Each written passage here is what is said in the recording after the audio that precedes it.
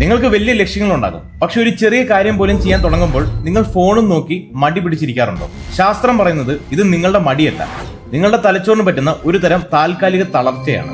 ഇതിനു പിന്നിൽ ഒരു വിചിത്രമായ എലിക്കൂട് പരീക്ഷണമുണ്ട്. വരൂ, എന്താണെന്ന് നമുക്ക് നോക്കാം. വെൽക്കം ടു സീക്കോ ഒഫീഷ്യൽ ഷോ ഡെയിലി പഞ്ച്.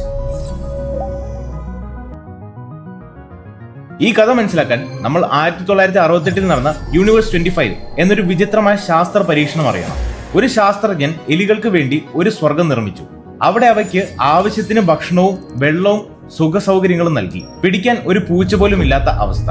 വർഷങ്ങൾ കഴിഞ്ഞപ്പോൾ അവിടെ ഒരു പുതിയ തലമുറ എലികൾ ജനിച്ചു. ശാസ്ത്രജ്ഞർ അവയെ ദ ബ്യൂട്ടിഫുൾ വൺസ് എന്ന് വിളിച്ചു. എന്തുകൊണ്ടാണെന്നോ? അവയ്ക്ക് ജീവിതത്തിൽ ഒരു തരത്തിലുള്ള സ്ട്രെസ്സോ കഷ്ടപ്പാടോ ഇല്ലായിരുന്നു. അവ ഫൈറ്റ് ചെയ്തില്ല, പുതിയ സ്ഥലങ്ങൾ അന്വേഷിച്ച് പോയില്ല. വെറുതെ തിന്നുക, ഉറങ്ങുക, സ്വന്തം ശരീരം വൃത്തിയാക്കുക, ഇത് മാത്രമായിരുന്നു പണി. പക്ഷേ ഒരു ട്വിസ്റ്റ് സംഭവിച്ചു. ജീവിതത്തിൽ ഒരു ബുദ്ധിമുട്ടും ഇല്ലായിരുന്നത് കൊണ്ട് ഈ എലികളുടെ തലച്ചോറിന്റെ ഘടന മാറി. അവ അതീവ ദുർബലരായി മാറി.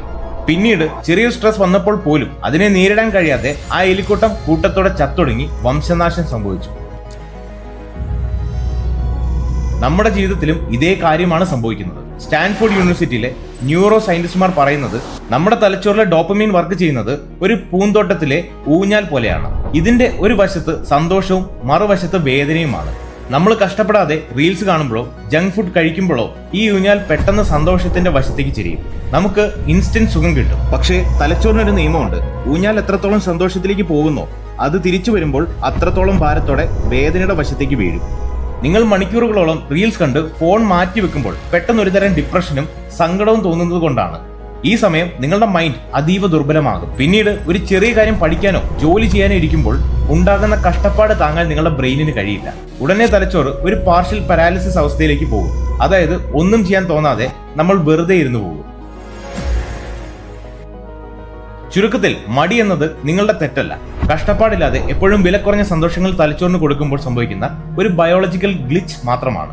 അതുകൊണ്ട് ഫോൺ മാറ്റിവെച്ച് ചെറിയ വേദനകൾ എടുക്കാൻ ശീലിച്ചാൽ മാത്രമേ ഈ മടി മാറ്റാൻ കഴിയൂ.